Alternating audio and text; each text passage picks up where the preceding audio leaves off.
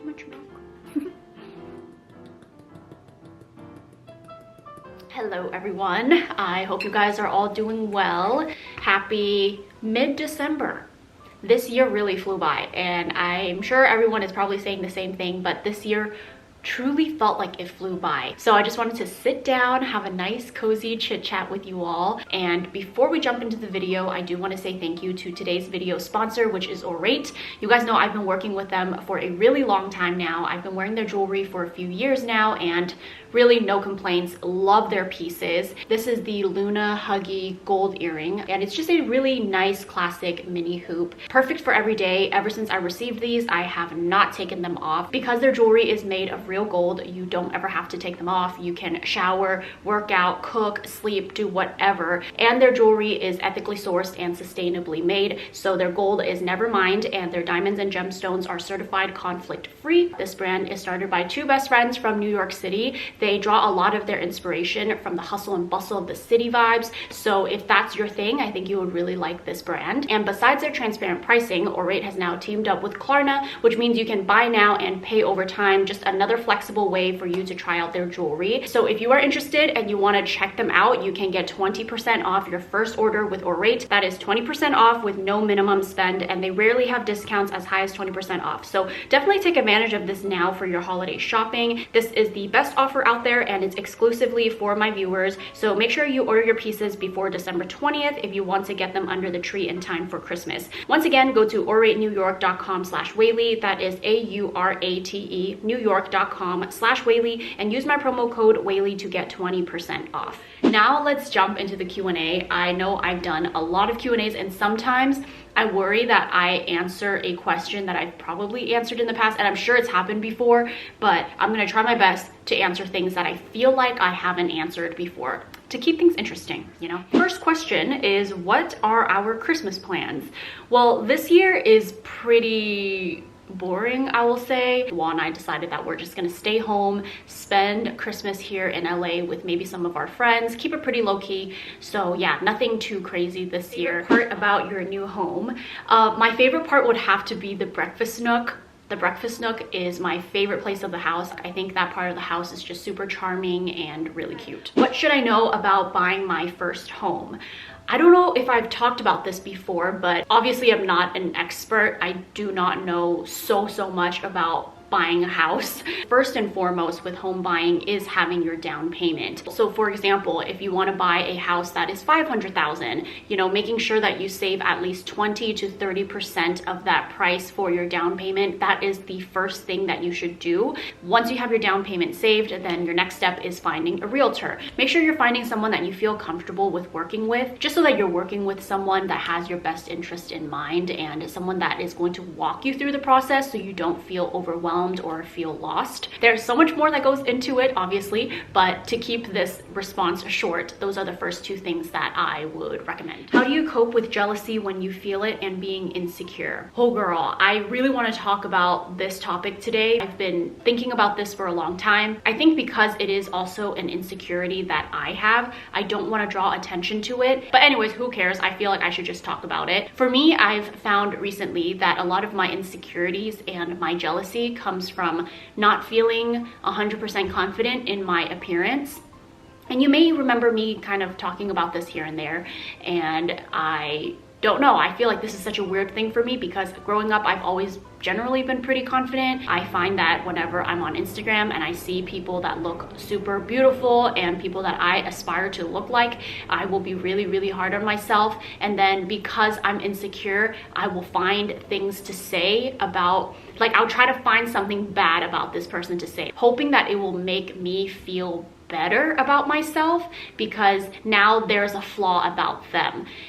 Anyways, it's just a very unhealthy cycle, and I am still also working on how to get over these insecurities with myself. And I know truly like these things that I'm saying about other people in my own head has nothing to do with them and more so everything to do with me. And that's just because I'm insecure. And I think recognizing your insecurities is the first step. So I would just consciously think about that. Whenever I'm having those thoughts, I catch myself and I would try to remind myself that this is not you. You are not a mean person. You don't normally think this way about others. This is just a part of you that is a phase that also needs to pass. I journal a lot, so I write down my thoughts. I release it out to my journal because that is my safe place. It's okay for you to feel negative and have negative thoughts, and when you do, you have to find a way to release it. It really is good for me to just release my negative feelings, and that way I can at least have some closure with that feeling, you know what I mean? And lastly, I know this is cheesy, we hear people say it all the time, but you really have to give yourself a little more love in those moments. Our mind is a very, very powerful place.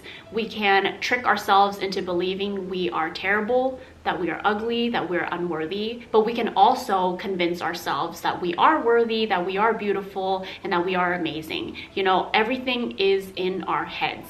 And that's the crazy part, you know, when you realize that you have the power to make yourself feel amazing, but you also have the power to make yourself feel absolutely terrible. When you're feeling jealous and feeling insecure, you have to start hyping yourself up a little bit. Tell yourself that you're a badass bitch. Tell yourself that you are beautiful. Go put on some makeup, go out and buy yourself a pastry or a hamburger or whatever it is that makes you happy and makes you feel like a boss. You need to create more of those moments for yourself. And when I say treat myself, I don't mean like, you know, go out and buy a Shanae bag. I mean, you know, literally going out and getting myself a pastry or like going to Starbucks and getting my favorite drink, you know, just a little something for myself to boost my mood that I know is something that I enjoy. But in the end, you know, we only have this one life. Like, do you really want to spend your life just constantly feeling down about yourself? You know, isn't that just a waste of your life? Because there are other people that would wish to be in your position.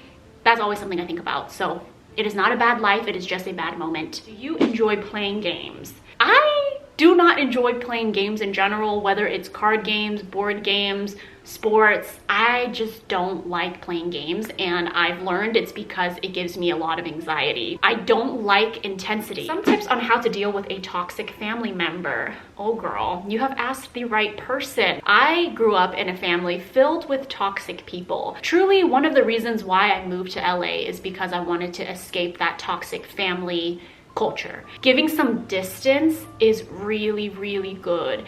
Distance is so good for any toxic relationship. Obviously, you don't have to do the extreme like me where I moved 6 hours away, but even just walking away, you know, instead of going home for dinner that night, just say like, hey, I'm gonna have dinner with a friend.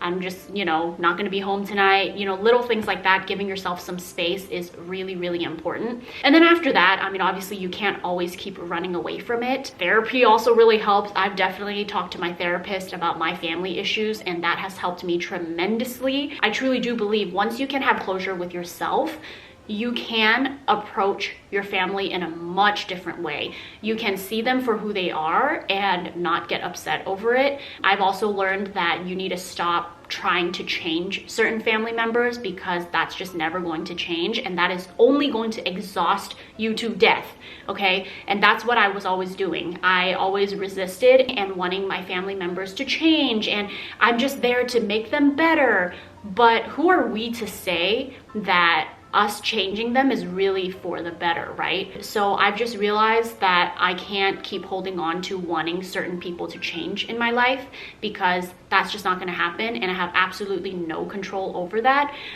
So instead of just resisting that and constantly wanting them to change or wishing our relationship was better, I just accepted it for what it is. So yeah, you just have to keep trying. You just have to keep making the conscious effort to forgive someone or just see them for who they are and not let it get to you. A pet you would never want to own.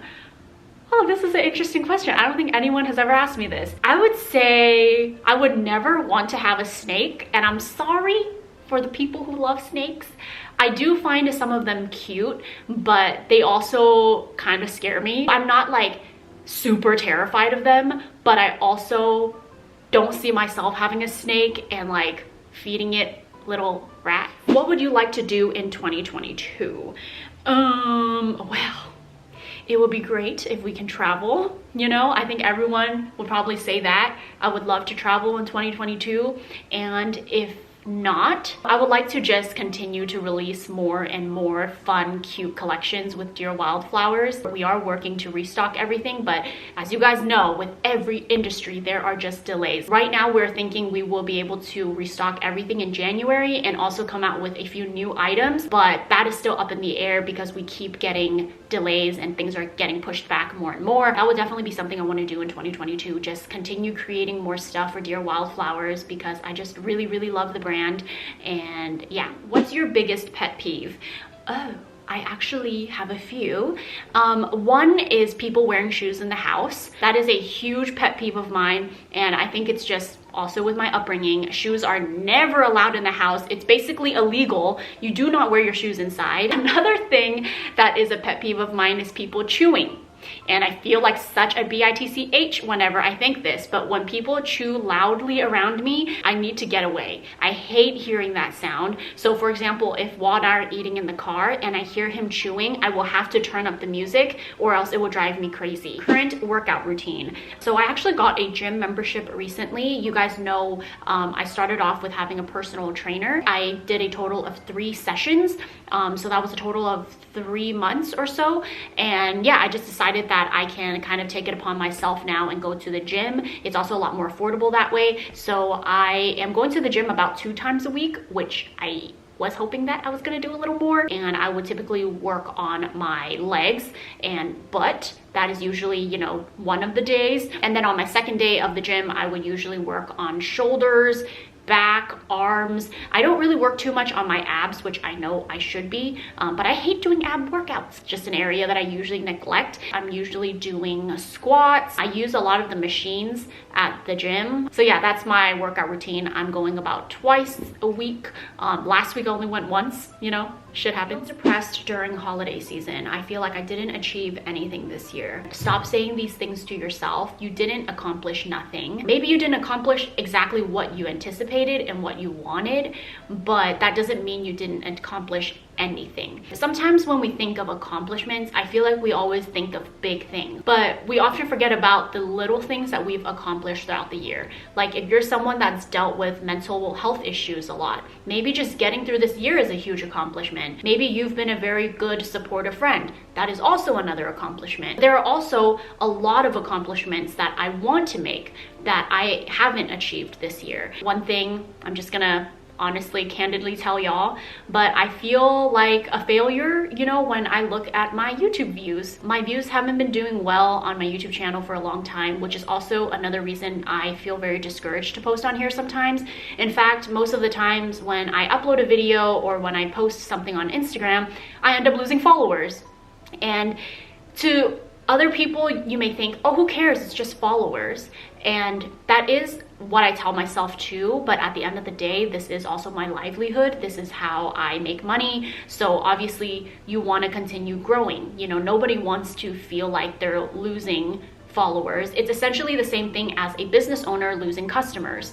And so I've been feeling just super down about that too, where sometimes I feel like, should I just not post? Because the more I post, the more people unsubscribe. And then I get in my own head where I think like, what are people thinking? Like every time I post a video, do they immediately look at it and say, oh, so whack, and then unsubscribe? And then that, you know, makes me feel really insecure and it makes me feel really bad about my work and who I am.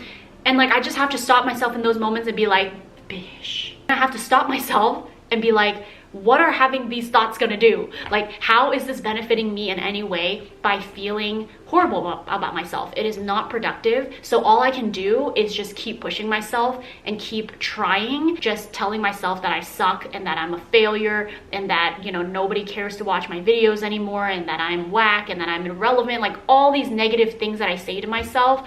How is that productive? If you feel like, you know, down because it's the end of the year and you feel like you haven't accomplished much, try not to think about it in a way where, you know, you have to accomplish so much. Sometimes some years are just slower than others. There's going to be times where you feel like so much change is happening in your life and so much good is coming into your life, and there's going to be some years where there's just so much bad. Just because it's a new year doesn't mean that, you know, everything is suddenly going to miraculously change. Remind yourself to take it a day at a time. Don't let the end of the year, you know, dictate how you feel about yourself moving forward, because that is just not fair to yourself. You know, we all have bad years, we all have bad moments. Nothing in life is permanent. You know, things are always going to change. And I think that's just the journey of life, where we have to learn to adapt to change. We're going to adapt to so much change in our lifetime. Who we are 5 years ago is not going to determine who we are going to be 5 years later. Anyways, I think I'm gonna wrap up this video. This is very, very lengthy, as all my Q&As tend to be. But I hope, you know, by me being open, honest, and as, you know, unfiltered as possible, that this video resonated with you in some way and that you feel less alone. Have a wonderful day, and I'll see you in my next one. Bye.